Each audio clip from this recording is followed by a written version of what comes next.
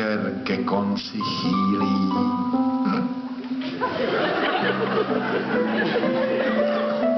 Hostinský chtěl zavřít, dostal facku, že se mýlí. A nechal hospodu otevřenou dál do půlnoci.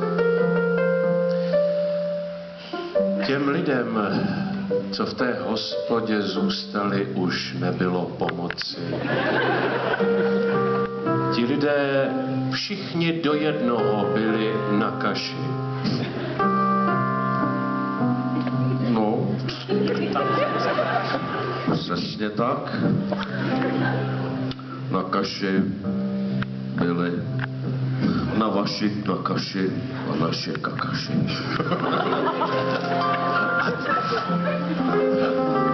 Hele, takhle asi přijdu. 7 let já třel jsem bídu. Teď si pěkný večer udělám. Po pivu si něco dobrého motám.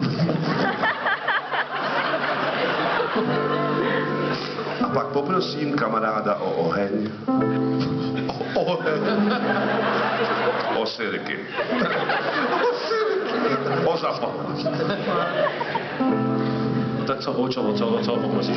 Pak poprosím kamaráda o cigaretu. Naštěstí měl vedle sebe svoji tetu, která byla silná kuřačka a ta mi cíko dala. Ta mě srala. A jak to tedy bylo dál?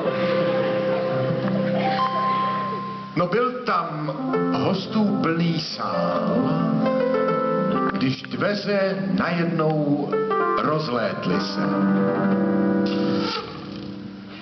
I přesto, že byly zavřené na petlice, prostě rozlétly se.